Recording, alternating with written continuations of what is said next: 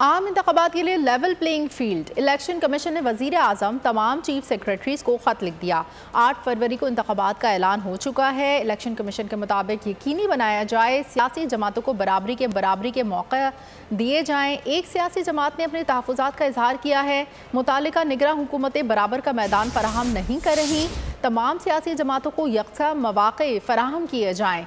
EC, deputy commissioner और ज़िलाई police अफसरान को हिदायत जारी की जाए। इलेक्शन कमीशन की तमाम सूबों के चीफ सेक्रेटरीज को हिदायत। मज़ीद तफसीलात जानेंगे बोल न्यूज़ के नुमाइंदे सलाहुद्दीन से। जी सलाहुद्दीन।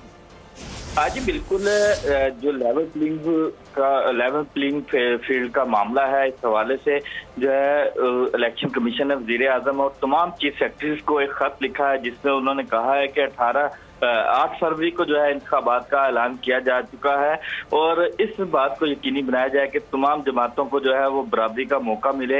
इस हवाले से इलेक्शन कमीशन ने कहा है कि हमें एक मरकजी सियासी जमात की जानिब से तहफ़्फ़ुज़ात का इजहार किया गया है हमारे सामने, इसलिए जो है हम आपको आगाह कर रहे हैं कि जो मुतलका निगरान हुकूमतें हैं वो बराबर का मैदान फराहम करें और ये आईनी तौर पर जो है जो सबको जो है लेवल प्लेइंग फील्ड मिलना उनका हक है। तो इस हवाले से इलेक्शन कमीशन ने हदायत जारी की हैं और जो तमाम चीफ सेक्रेटरीज हैं उनको भी हदायत जारी की है कि तमाम डिप्टी कमिश्नर्स और जिली पुलिस अफसरान को हदायत जारी की जाए कि वो इन तमाम जो हदायत हैं इन पर अमल दरामद करें।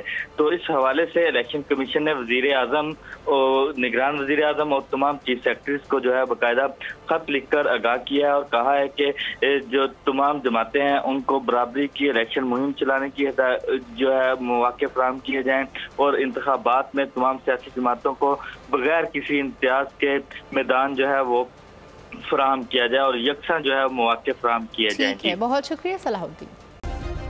सब्सक्राइब करें और बेल दबाएं ताकि कोई खबर रह न जाए।